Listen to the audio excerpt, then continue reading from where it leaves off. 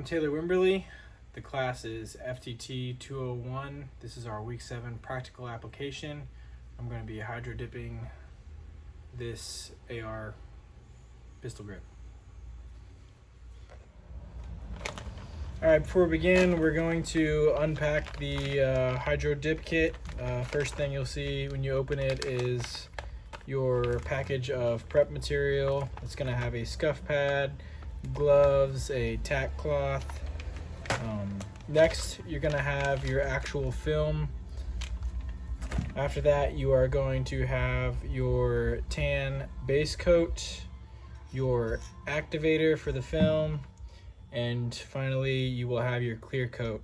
Some other items that aren't included in the kit but are useful to have and necessary is some tape and a tote for the water, which I'll show you whenever we get to that step. Alright, first step in the preparation process is to prep the surface area by scuffing it. I'm not going to make y'all sit here and watch me do the whole thing, so I'll be back at the next step. Alright, the next step after sanding or scuffing is to tape up any areas that you don't want painted. Personally, I'm not too worried about anything on this particular one not getting any paint. I did this more so to have a handle whenever I dip it into the actual fluid itself.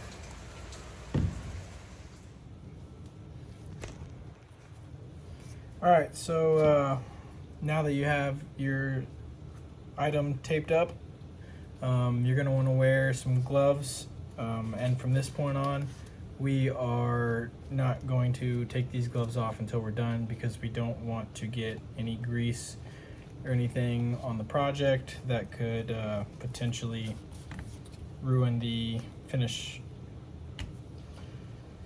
Grab your acetone and a cloth, and you're going to wipe it down and degrease it.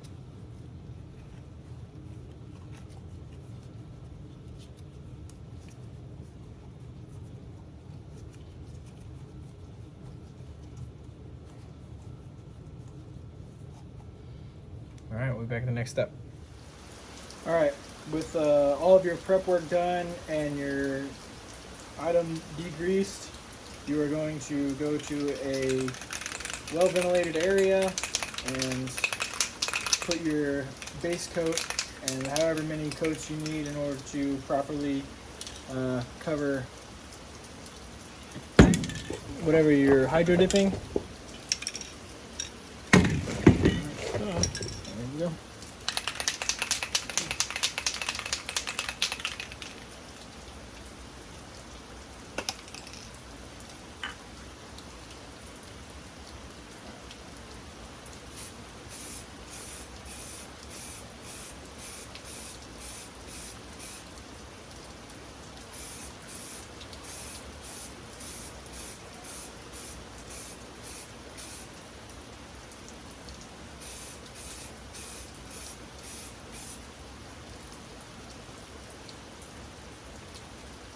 Now you're going to let it dry and come back and see if you need to apply another coat, and repeat this step as many times as necessary.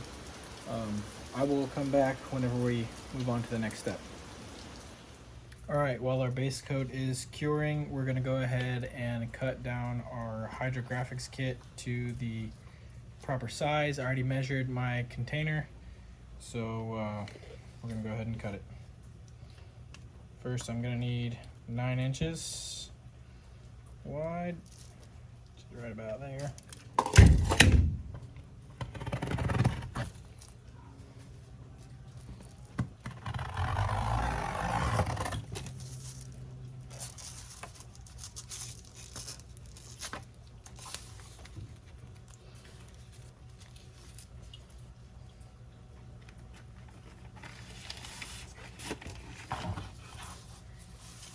And then I'm gonna need 13 inches long, about there.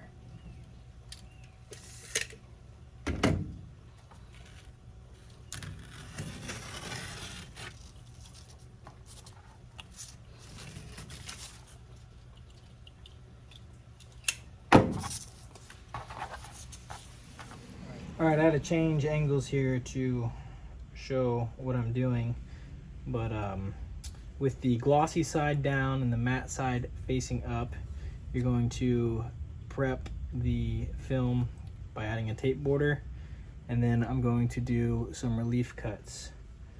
But in order to keep this thing from rolling around on me, I'm going to see if I can tape these corners down first.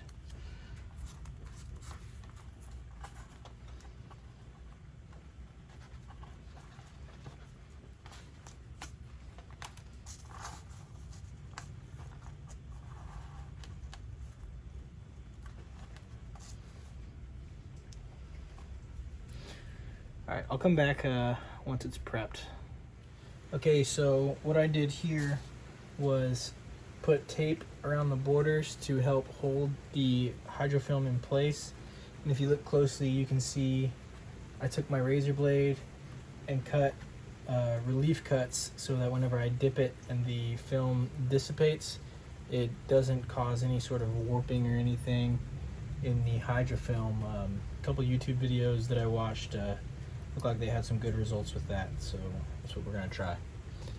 Alright, next step we're going to be doing is actually placing it in the water, and I'll come back whenever it's time for that. Alright, now the next step we're going to do is try and lay this film in there as smoothly as possible to not create any bubbles. If we do, then we can tap on them to either push them out or blow on them. So here we go.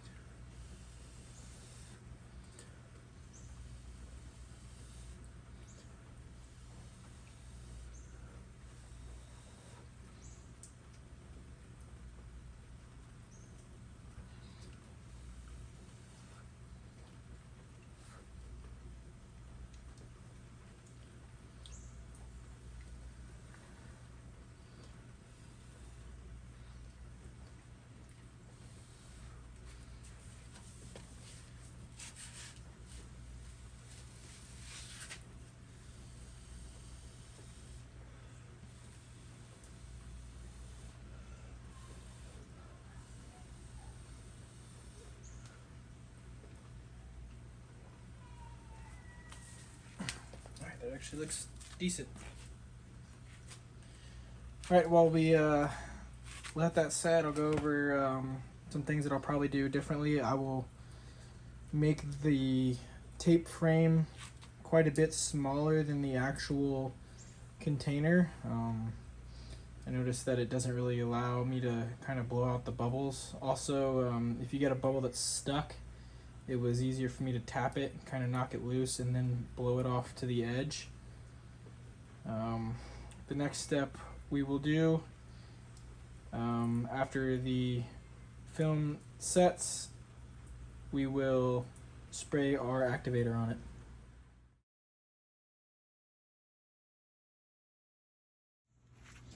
Okay, so I had some technical difficulties with my phone that I'm using to film this on, so I missed the dipping of the handle. So what I'm going to do is show you a screwdriver that I painted, and we'll dip this, and then for the clear coat application as well as the showing the final product, I will show you the handle that I had, and we'll review it from there. Okay, so now we are going to dip this.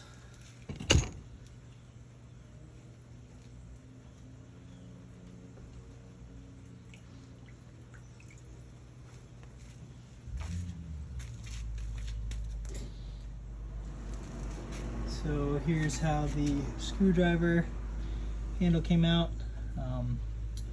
Honestly, not bad. The only bad part was right here, and I'm gonna go rinse this in some lukewarm water, and we will resume back with the handle. Alright, so here's the final review of the actual handle itself after the matte clear coat. There's a couple of things I did wrong. There's a tiny bubble right there, and just small ones throughout, and then on this back side here, this thick line is from where the film folded over itself. That is because the tape didn't have enough room to dissipate in the container that I had. So in the future, I would definitely make sure to size it a little better. Overall, not a bad process. I'm not disappointed with how it came out, but I'm not super stoked. I think honestly, that hydro dipping is not really something I'd probably really pursue in the future. You could probably do just as well with some spray paint for a pattern like this. So unless you're reaching for a particular pattern, then yeah. But overall, was a fun project and interesting process.